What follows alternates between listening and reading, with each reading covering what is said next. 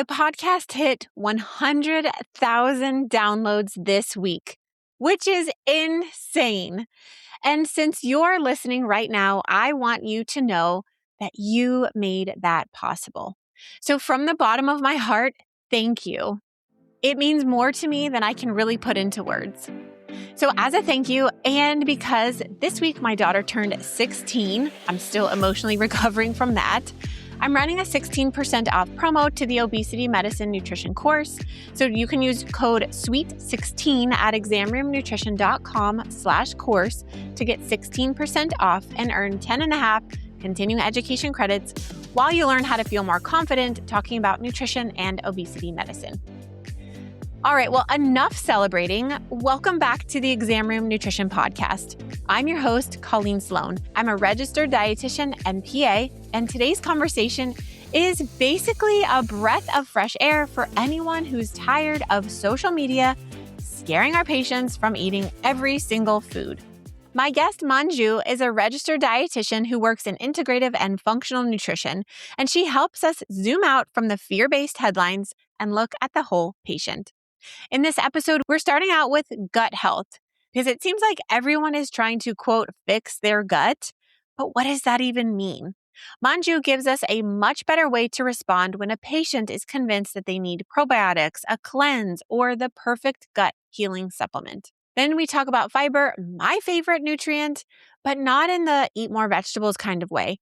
Manju gives us a simple framework that makes gut health advice feel practical, flexible, and way less overwhelming for patients. We also get into processed foods and why the phrase processed food kills is not only oversimplified, but can actually make our counseling less helpful. And probably my favorite part is how we talk about culture, access, and how to make nutrition advice fit into a person's actual life. Throughout this episode, Manju shares really helpful counseling tips and strategies to make your education really stick.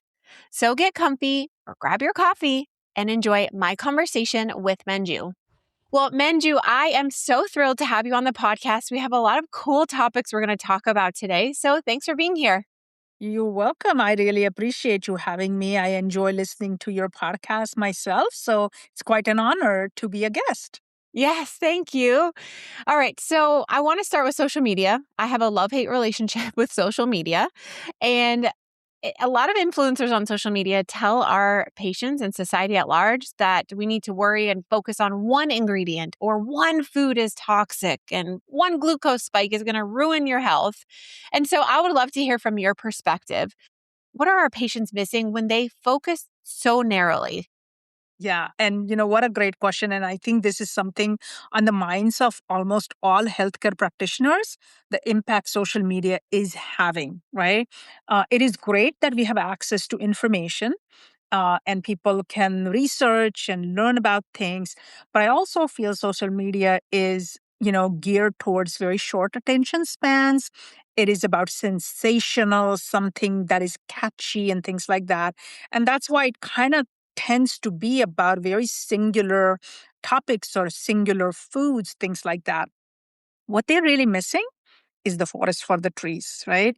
It is not really about one thing. Our bodies don't work like that in isolation. Even the systems in our body don't work by themselves. What is good for your gut isn't necessarily good for something else. And it's really about the overall pattern, what we eat over weeks or months or 80% of the time versus that one time when you went on a weekend and had a celebration or something. And I will always say that it is about that cumulative effect, something we do all the time. Let's, step back a minute and take a look at the whole picture, because where your health is actually being shaped is not in that one meal, one thing.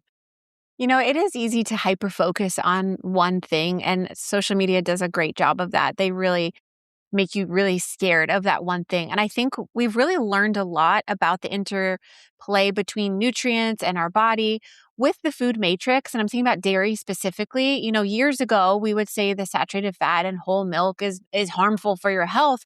And we've really learned that there are so many things that are in there, in the ingredients of dairy itself that are actually quite beneficial. And the saturated fat is not the same as if you would compare it to bacon or sausage or something like that. So I think that type of education can really help a patient. True. Absolutely. And you said it right. There isn't one aspect of one food that's, just when research is done, yes, they're isolating specific ingredients, especially for us to learn about that part. But when we eat food, we are not eating an ingredient or whatever parts of it in nutrients in isolation. We eat that as a whole. Yeah, exactly. All right, you mentioned a buzzword. You said gut, and I want to start there. I want to start with gut health because patients are really focused on this right now. So I would love to hear, what do you think patients are getting wrong about their gut health? So the fun part about gut health, as you said, it is a buzzword. Definitely, no doubt about that. Unfortunately, the misconception out there is that, okay, I can take this, or I can, have this probiotic or this concoction of something or these particular ingredients in my smoothie that's going to fix my gut, right?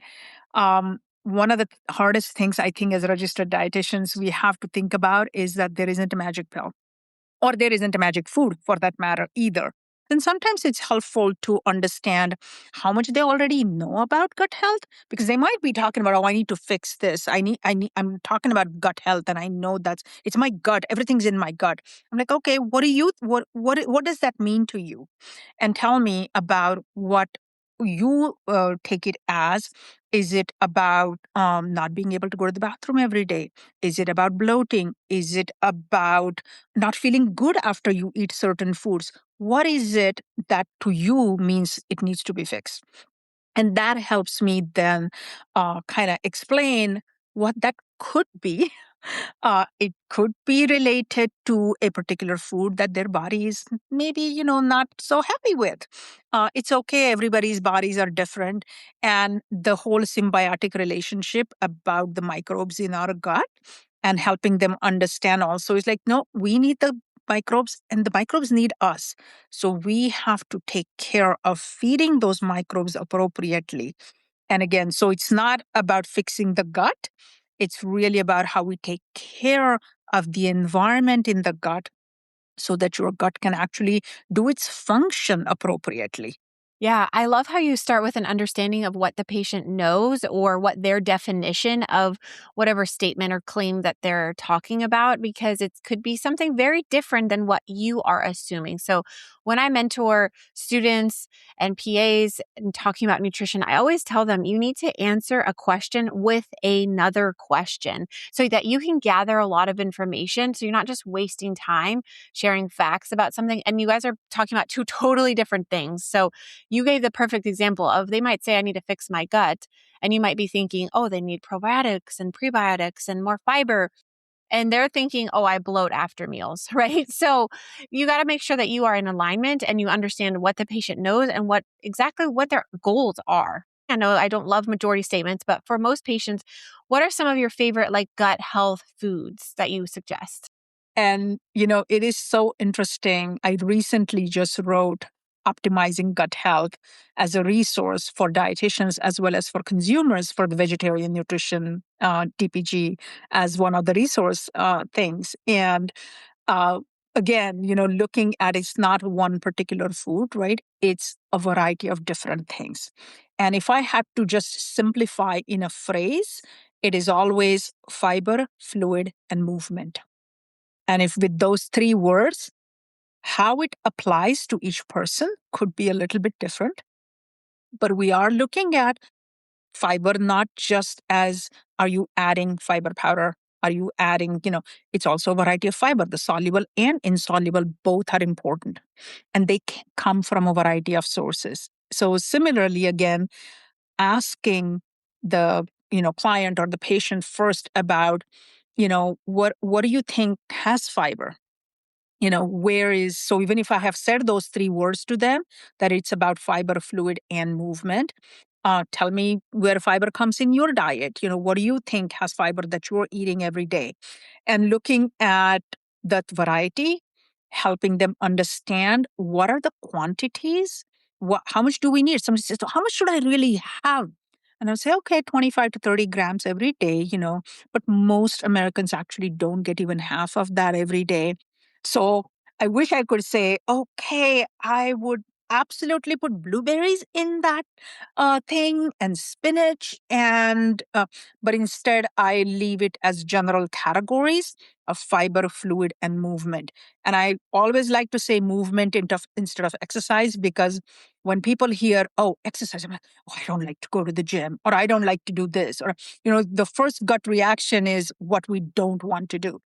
And instead I say movement. And children, or people who have children, I will say, you know what, just go in the backyard after dinner. Go play with them for a little while instead of just sitting down after dinner. That is movement. That's okay. Same thing with fluids. I will say, oh, I don't like to drink water. I'm like, okay, what do you like to drink? Do you like sparkling water or flavored waters? And there are so many things on the market right now that Yeah. people can take advantage of. So, I yeah, love those three categories. I think that is a way better approach than like what you had just said. Oh, yes, kale and spinach and blueberries and walnuts, because you know what happens when you say those foods. They're going to say, I don't like those. And yes, like, then you're kind of stuck and you wasted a couple minutes of education. And for a primary care PA, that time is precious. So I love the broader categories of fiber, fluids, and movement, because then it allows for a lot of personalization for the patient to then list ones that they do like rather than you just absolutely. prescribing them some food. So I love that approach, Manju. Yeah, thank you. All right, let's talk about probiotics, because this is another really common thing. It kind of waxes and wanes with popularity and social media. And so I'm curious, where do those fit in? And I first want to hear probiotic supplements. Where Mhm. where do you where do they fit in? Do you think patients should take them, or are we really over relying on them? First of all, again, having worked in gut health for a long time, I will say probiotics do have a place. Okay. And there are so many very specific strains that we now know research about, and a variety of different conditions, including glucose management, right? We know a lot more about a very specific strain of probiotic that it can help beyond just the gut health part. But it is important to help people understand that probiotics are also a supplement.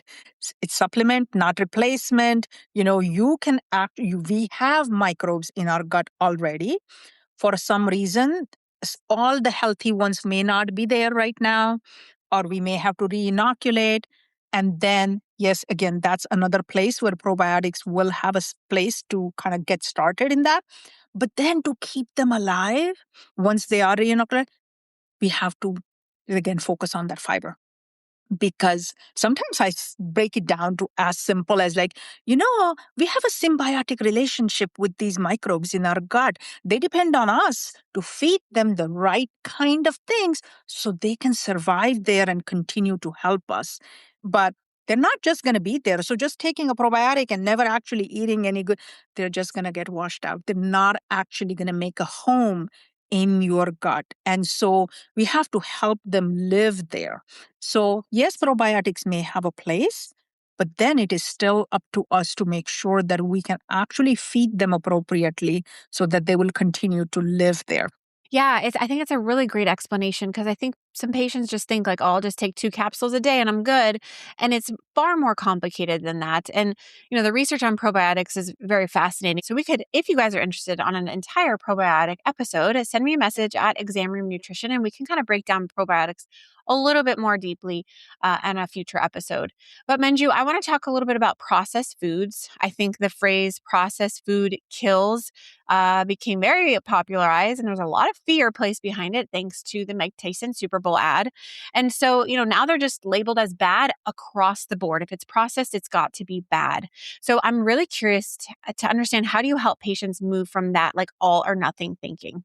Yeah. And it is very common, right? Most of the times, just like we were talking earlier, they're either fixated on one particular food or one particular supplement or one particular concept. right? In terms of processed. And similar to what we were talking about earlier, I do have to step back a little bit and ask, what does processed foods mean to you? Have you heard the term processed versus ultra processed? What does that look like to you? What are some of the foods that you think might be part of your routine intake that might be processed? And people will sometimes even say things like, oh, I don't want to buy any canned food because it's all processed. And I would have to say, okay, well, let's think about that. Not all processing is bad for us. There is some processing that is actually good for our health, like pasteurization of milk, for example. Or, the canned foods are not all necessarily bad. So canned beans are actually phenomenal, and they are such a convenient source of good quality protein that also comes with fiber, right? And trying to help elevate some processed foods. All processing is not bad. And sometimes even talking about, our cooking at home every day is processing the food. We have to process some foods in order to make them edible. It is when a food that has been completely turned into something else and you can't even tell what was the actual original ingredient in this. Yeah, I can think about that being ultra processed, maybe. And again, it is looking back at the pattern, overall intake, the frequency of just because you ate chips one time or once a week doesn't mean that your intake of ultra processed foods is extremely high. Looking at the overall pattern is so much more important. And it's not binary. And it's not whether it's processed or ultra processed, right? As dietitians, we are really helping our clients move away from good versus bad, or this is healthy or this is not. It's not just black and white like that. So just trying to walk away from the binary part about, oh, processed is bad and all processing is bad, helping people understand that part. It's so complicated, the terminology of like a processed food. And really, even nutrition researchers don't always agree on what qualifies as a processed, ultra processed, minimally processed. So when social media tries to make it less complex, they're oversimplifying something that's very, very challenging. And I actually had a PhD dietitian come on. She's a nutrition researcher on the podcast in episode 148. That would be a great one for you guys to listen to after this one if you want to dig a little bit deeper into processing, because she unpacked the NOVA classification Yeah. system that we have.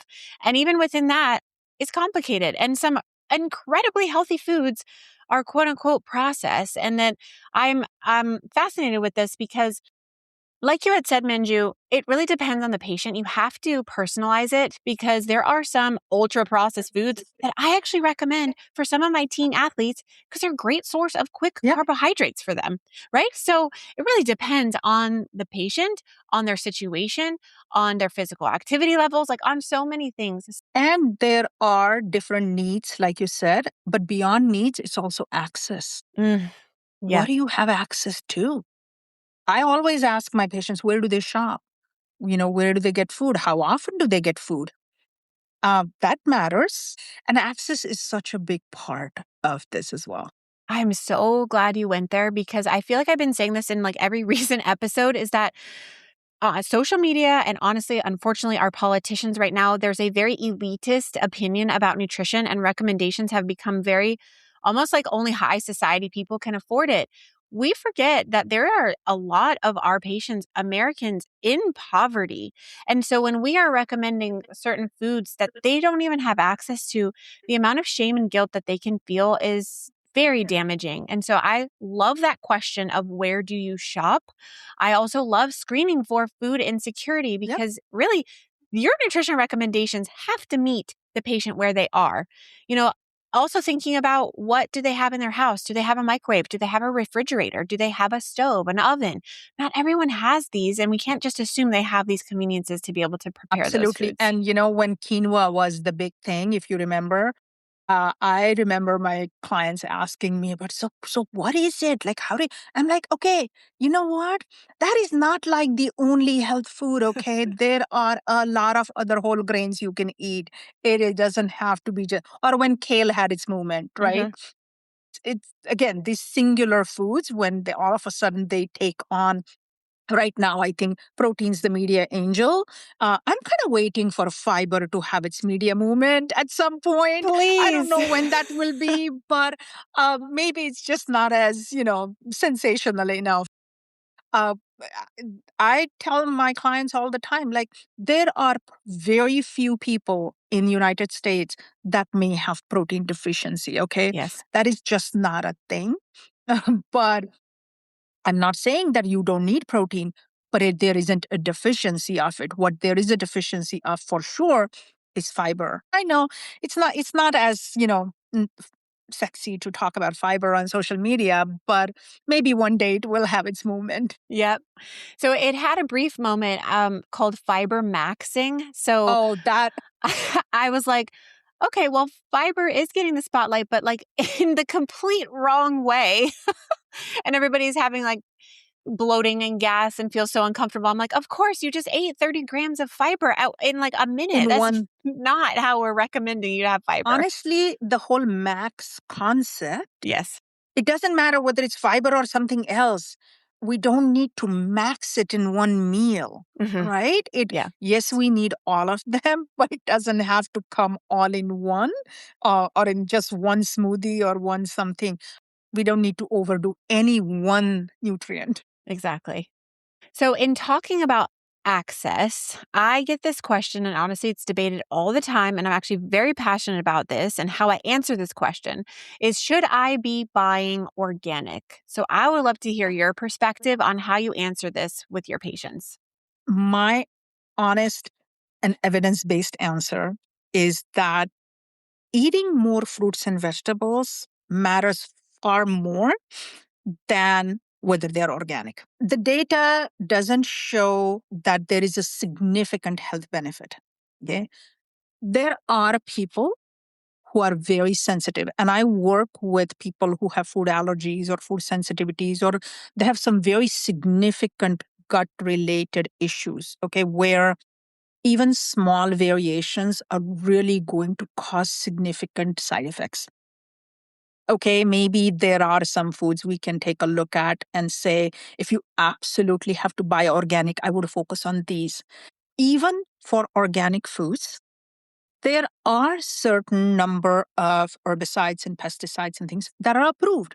It doesn't mean it is free of. That food still needs to be washed.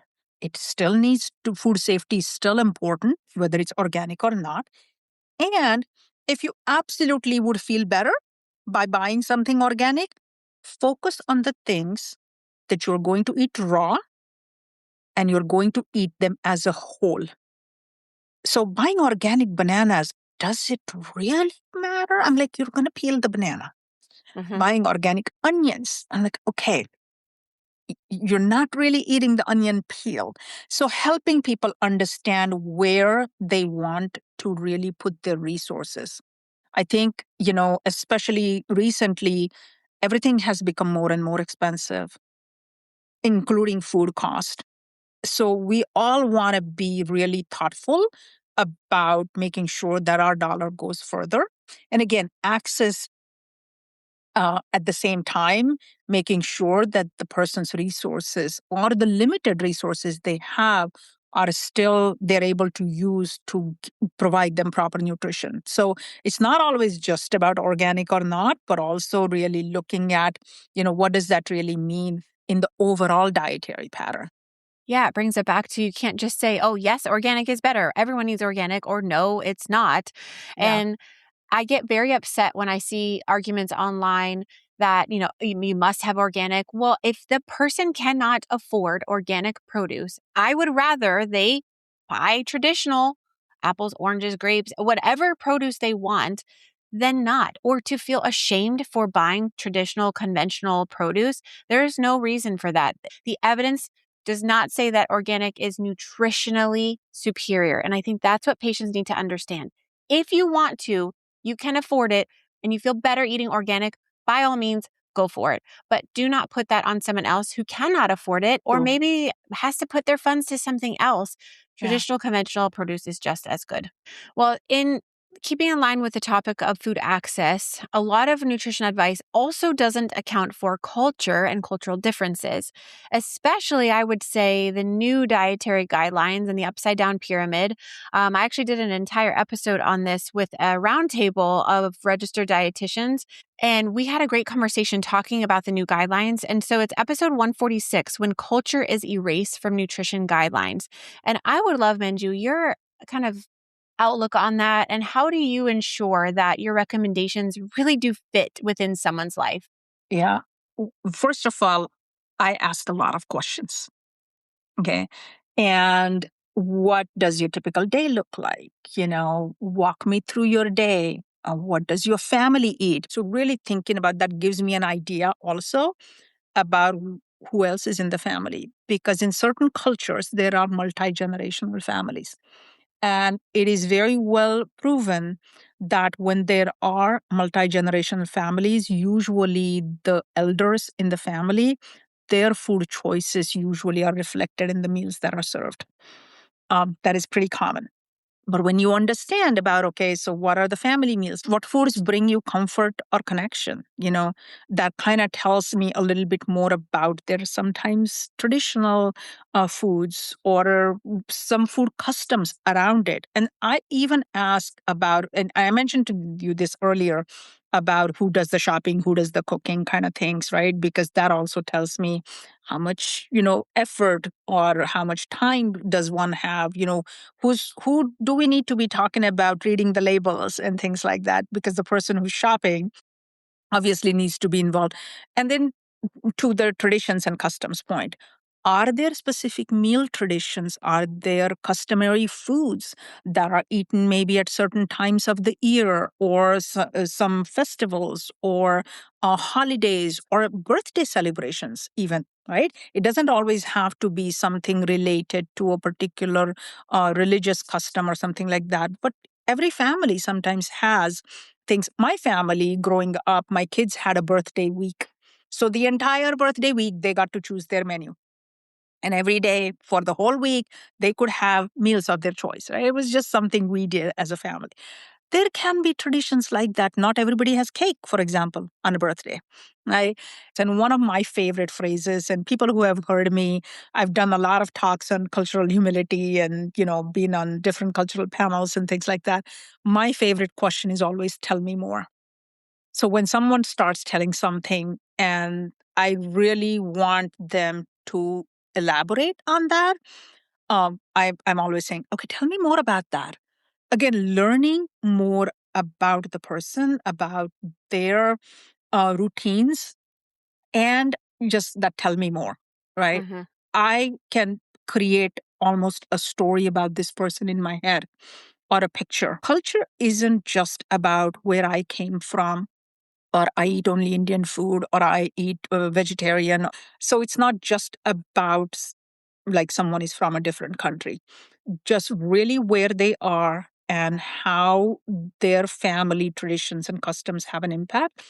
It's just, I love to hear the story, and I feel that it also builds a better connection with the person and builds that trust in me as a provider so that I can really meet them where they are.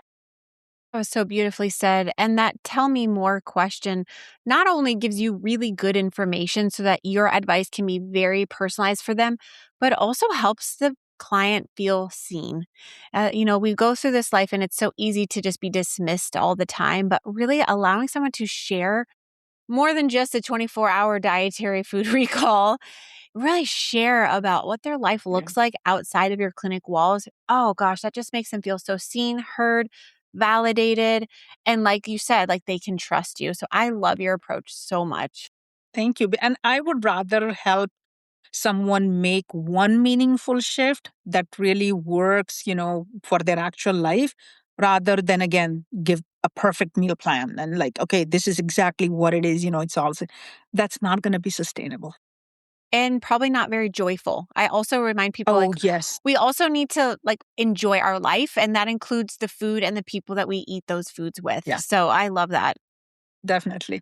Okay, you work in integrative and functional nutrition, and this is sort of like a divide amongst evidence-based practitioners, and often it's a big C between us of you're just talking about herbs and nothing you recommend is, based on science. And then the opposite is you only are very reactive. You don't do any preventative medicine at all. And so there's just this bicker back and forth. And so I would love if you can, educate me a little bit on what parts of functional nutrition, functional medicine do you think are actually really helpful and do have some evidence behind it? And then, where do you think it's overcomplicated or maybe even a little bit salesy and kind of preying on individuals who have certain symptoms that are promised to be, fixed? Yeah. Um, I'm so glad you asked that because I am the incoming chair for dietitians in integrative and functional medicine, DPG. But I realize more and more that most dietitians actually do practice some form of integrative, maybe not functional, but integrative nutrition, right? Because we really do think about the whole person. And it is the whole person health part that is very much, the integrative part. Now, functional does get a little bit more nuanced, where then there you're looking at the functional qualities of specific foods, or there are specific different tests that go beyond, your usual normal metabolic panel and things like that. But the strengths are real, right? The emphasis on certain food qualities or attention to the gut brain connection. We've talked a lot about the gut health, really looking at all lifestyle factors. What is their social life like? What is their gut function like? What is their stress? What is their sleep? What are there any environmental stressors? So looking at the whole picture, right? And those lifestyle factors really putting them all together rather than each individual one of them. Uh, Most dietitians already do that part, right?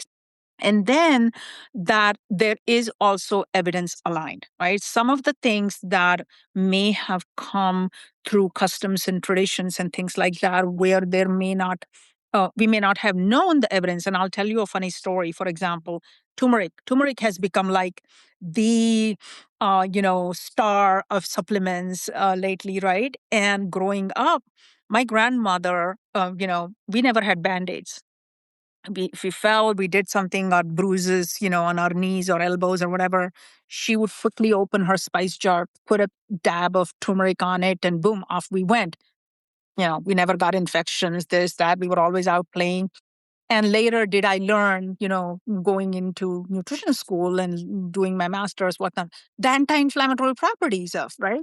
Now, so did I know the science then? Did my grandmother actually know? Maybe, maybe not. My grandmother went to school only up to seventh grade, but it was known, right? So some things may have been handed down from generation to generation because they had known medicinal or functional properties. Similar to that, there are other mind body modalities, which are also part of the integrative and functional nutrition aspect because we're looking at the whole person. We're looking at the stress management. Learning yoga growing up, I had no idea about all this research. There actually exists already, right? But yeah, there is a lot of research now available, even though it is a thousands year old modality that was used by lots of civilizations actually.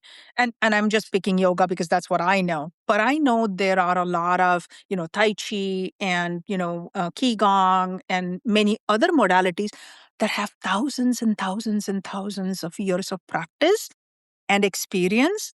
Now, is it the typical randomized control, double blinded, whatever trial? It maybe not that way because some human trials are not possible. And they're unethical, actually, some of them. But that doesn't mean there isn't evidence, right? And then do no harm is obviously the first part, right? Is it actually harmful? And when people actually come to me and talk to me about supplements, there have been times when I have asked people, there is no need for you to take that. You're unnecessarily adding things for your body to have to process these. So, integrative and functional dietitian doesn't mean that you're going to just write a whole list of tests and supplements and things like that. Integrative and functional nutrition personalizes things even more, because a lot of times what has happened is the clients have already done what we call conventional. Okay, I'm using air quotes here because that's where the tension is Yeah. between conventional and right. But I always say it's not conventional or integrative. I like to look at it as conventional and integrative. Medications are sometimes necessary.